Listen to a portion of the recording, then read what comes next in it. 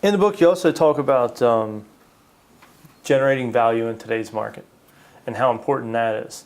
And it's probably one of the most major points, because in today's market, the value that you have is.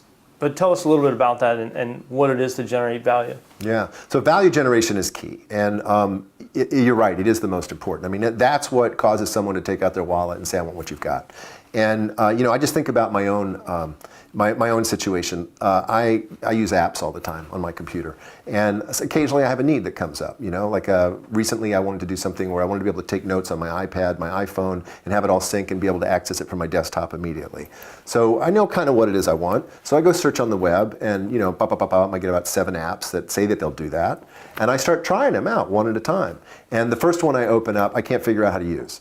Right? So, I mean, these days, how long do you spend dealing with that? Like 30 seconds. Right. Next, It's like, the next one comes up, and it's got this whole, I mean, it's pretty easy to use, but it's got this kind of whole model about how this should work that doesn't fit with what I'm trying to do. I'm not looking for a model. I just want to take notes, and I want it to be on all 3 devices, right? And so next, that one goes. Finally, I hit one, and it's like they were inside my own head. They said the person wants an easy interface. They want to be able to take notes, maybe tag some of the notes, and that's about it.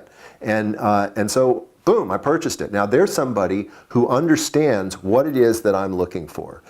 Do I care about the success of the organizations that develop those first 2 apps? No, not at all. Right? That's not my purview.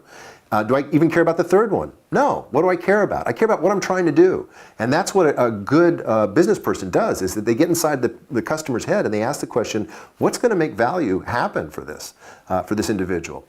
Of course, one of the great examples of our time is Apple. And just to give you an example of how you continually generate value for a customer base, they release a new operating system for their phones periodically, and they don't charge you for it. I mean, you get a little symbol shows up on your thing, it says download the new system.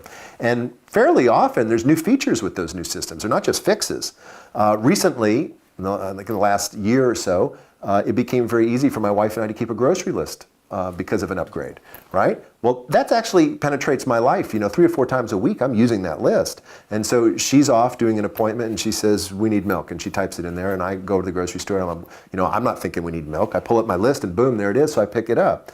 Well, that kind of value, it's like Apple stepped into my life and said, how can we make Seth's life easier, And it came to me at no charge as a continuation of my relationship with it. That's the kind of stuff that seals a relationship, that makes me want to stay with them.